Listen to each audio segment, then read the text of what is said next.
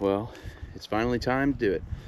I know I posted the picture a long time ago, and I've never got around to actually making a video on the gun.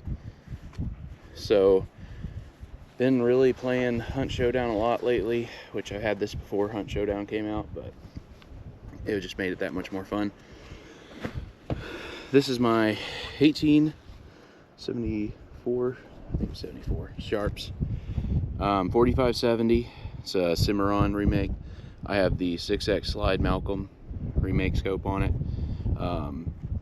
Pretty sweet. So my hunting round is a 450 grain flat nose,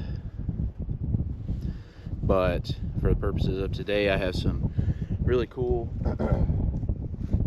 modern propellant and black powder propellant. So this is the black powder load. It's a 500 grain Lee hard cast Spitzer style bullet.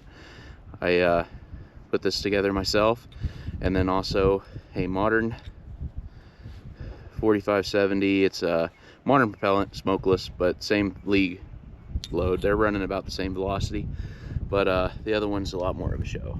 So that's gonna be pretty fun. All right. So if you don't know much about the Sharps, so the 6X Malcolm's pretty cool. It's got the slide scale on it, so if you need to, you can slide the scope forward like so, and then you can drop the breech, have access to load your shells in through, and then close it back up, cock your hammer back, set trigger, and then your hair trigger, and then it goes forward. Again, a lot of people make the mistake, you make sure that this hammer is cocked to the first cocking or the half cock position before you go to actuate this. The firing pin rides on the back of that shell, and if you do not have that back, you can cause damage to your firing pin. See a lot of people, even some experienced YouTube people, that kind of muck that up. Something to take note of: you spend this kind of money on a cool gun like this, and it's one of the showstoppers in your collection, you don't want to ruin that, have to pay for a firing pin. All right, well, let's get to the shooting. All right, folks, start with the modern 500 grain. This isn't going to smoke, but just to show that this gun is on, I have a gong out at about 150 yards, nothing special, and then I have a gong out at 300, which at these 500 grains equates to about 3.5 foot of drop with these big old heavy projectiles. Put my ear in.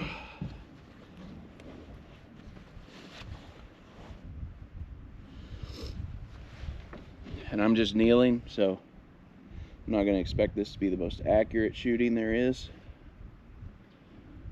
Which, if I miss that gong, I might as well just quit shooting altogether. It's a pretty good sized gong. Alright, so there's an indexing notch up at the front of the sight that when you pull this back, you have to make sure it's indexed into that slot perfectly, and that'll bring it back to your zero. And I have some lines chalked up on the slide scale right here, and it's given me my different ranges and stuff that I've pre-marked at other shooting events, so pretty neat. All right.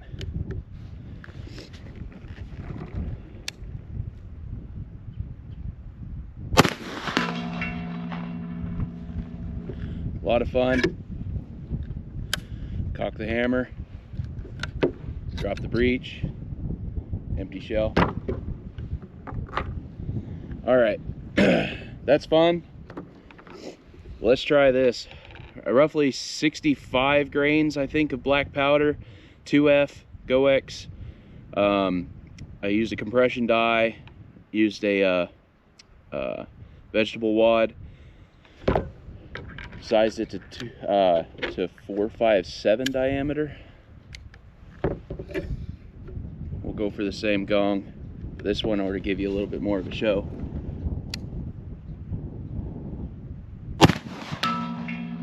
Oh yeah, that's a lot better.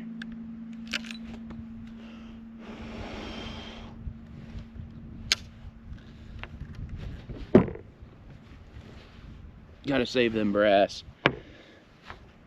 make sure that you anneal black powder more often. Black powder has a lot more heat in it. It will cause more damage to the cases. It's not as cool running as modern propellants. So make sure that you're doing your job on annealing those brass pretty often. All right, now let's try to send that thing standing at the 300 yards with black powder, which I have never shot at that distance. And I'll give you a view of the targets down there in a minute, but I'm going to try to send this 300 yards. The bullet that it's not sighted in with, standing up with about a 10 to 12 mile per hour wind. What could possibly go wrong?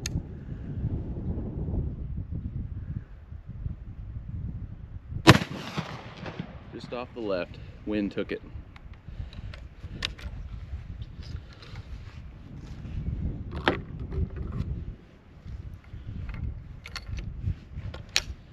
I'm gonna spend a lot of time cleaning this. That's the love of black powder.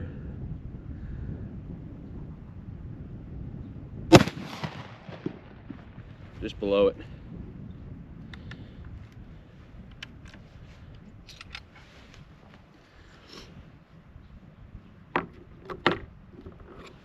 We'll send one more and then call it good after that. Don't want to shoot through all this good stuff, even though I know for viewing purposes it's probably a lot of fun.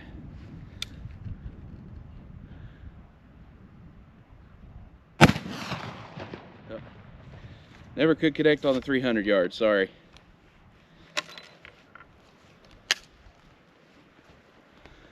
So this particular rifle is not the Quigley model. The Quigley model, I believe, has a 36-inch barrel, whereas this one has a 34. I do like the straight stocks. I like the traditional look. Some of them have the modern grip. I wanted something that was pretty close to original, something that would be a lot of fun to shoot. I have carried this so much and shot this so much that I'm actually wearing the varnish off on the bottom handle.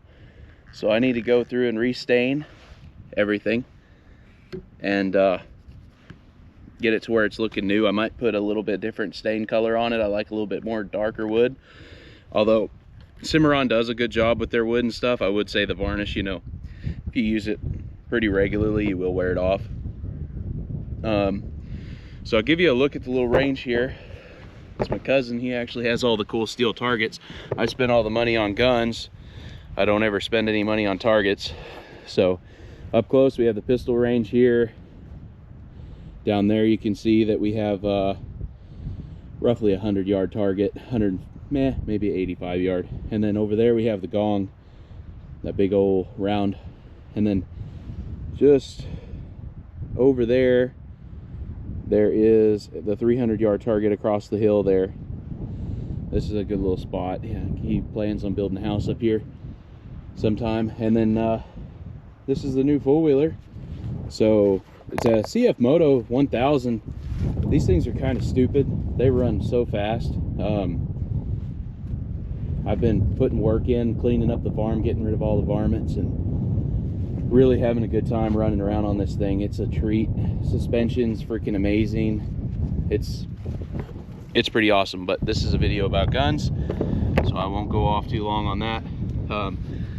So if you're wanting to get into reloading and you're not too sure how to do modern cartridges and you want to start off with something easy, man, 4570 is a treat.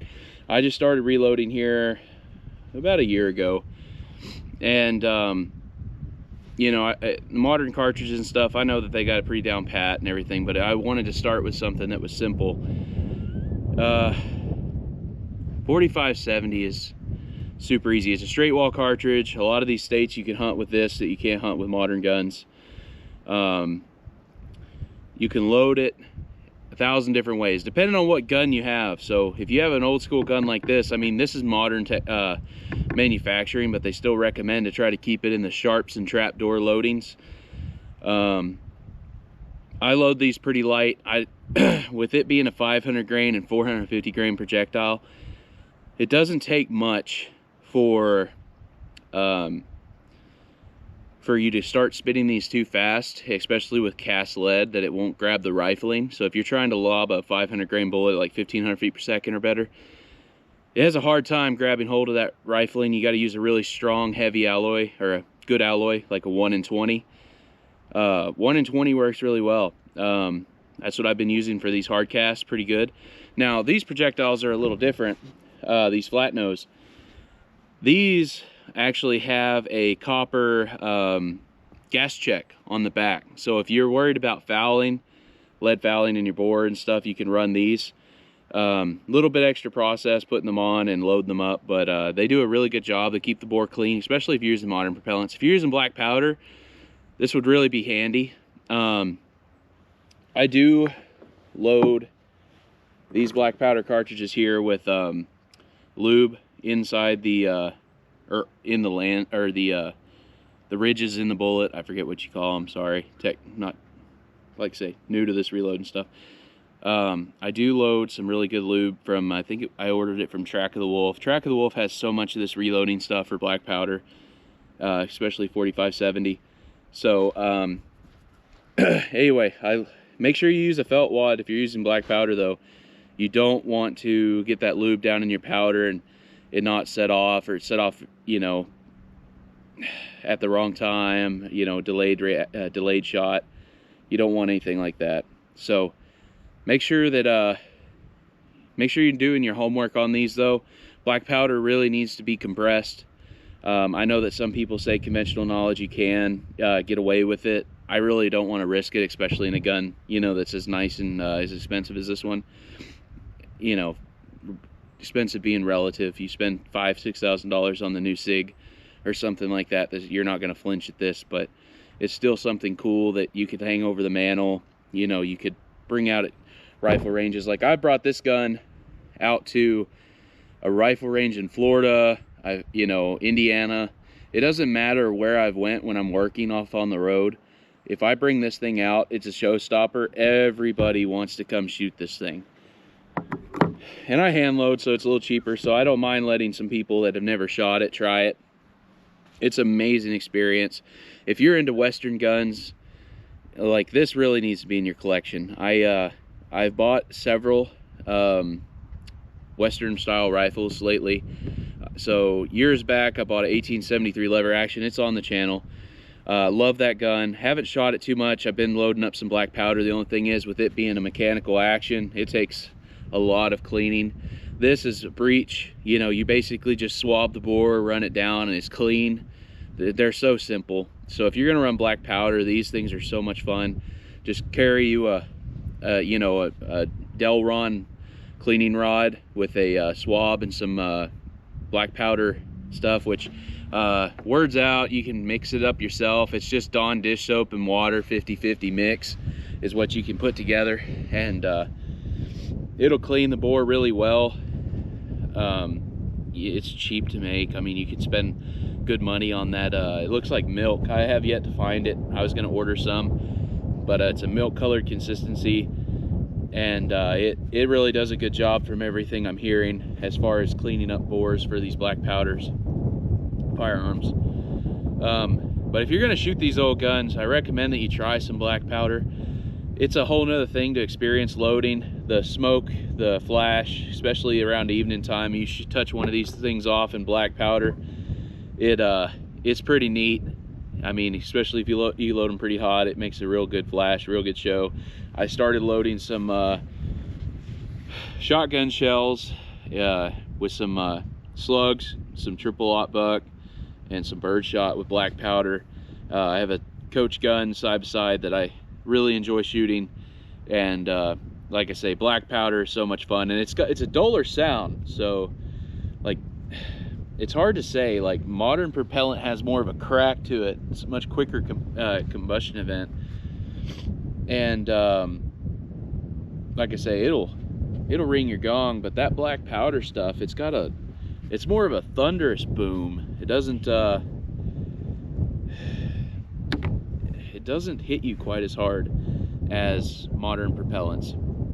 And the recoil for shooting is also more like a push rather than a jerk with modern propellants. So, you know, these big 500 and 450 grainers, you know, you just touch it off and it's just like, whoo. It's a little slower. It's something neat. Not really going to affect your accuracy or anything. It's just a whole nother experience. And if you're a lover of firearms and you really want to, you know, try new things, I say, you know, try the black powder route. It's a bit more of a pain in the butt to clean, but it's a really cool experience. And you know, 90% of the gun world now, it's like, oh, you got to be so tactical and do all this stuff. Guys, don't forget the reason that you got into shooting is because you wanted to have fun. And it doesn't matter what type of gun you got, as long as it is in something that is enjoyable to you, that is what matters. If you're into commie guns, you know, the AK-47, I'm guilty, I like my AKs. If you're into AR-15, space age stuff, you like the new, you know, German spacecraft, HK stuff, all that, you know, whatever floats your boat. But don't, again, it's been pretty toxic in the gun community that everybody's got to have the more tricked out guns. You got to have all this. You got to have a thermal, flashlight, you know, night vision, stuff like that. Not saying that you don't need it. I have thermals, I have night vision, I have all that stuff. You know, it's good to have in events that, you know, you might potentially need it. I hunt the farm, and you know, all those critters don't come out until dark, so thermals, night visions, they have their place, especially for field management. Yeah, here on the farm, you know, grandparents and all them, they have quite a bit of acreage, and you know, nobody's really into guns and doing stuff like I am, so I go around and clean it up, you know, take care of some of the varmint problems. And you know, it's fun. You get out there at night killing some varmints with some black powder shotgun loads. It's pretty neat. You know, if you're not into hunting, that's your own preference. I won't judge you. You know, and that's the thing that I'm trying to convey over to everybody else on YouTube. You know, don't shit on people for thinking these old guns are cool. Like, you really should just go try it. It's a lot of fun. Yeah, it's outdated, but you know, something is to be said whenever you have to mechanically operate the firearm between every shot, and you get a system down place and you're making things happen as you want them to. It really is like investments. You know, you're really investing into actually using the cartridge, and it makes you appreciate each shot. And like I say, it's just a world of fun. You can't go wrong if you've never tried it. But that's all I have for you guys today. I will definitely make a video where some buddies and I will take this up to the hill, and we're gonna put a target out at 777 yards. I have shot that distance with this gun. It's very doable, especially with my ability. I've done a lot better at loading. I've made some mistakes in the past. Now I'm a lot better, and that's the thing I'm not afraid to admit. If you make a mistake, learn from it, make it better. We will shoot this to 777 yards. I will have the shooting sticks like the old school Quigley matches, and we're gonna try to hit some steel at some distance. That's it, folks. Y'all have a good one.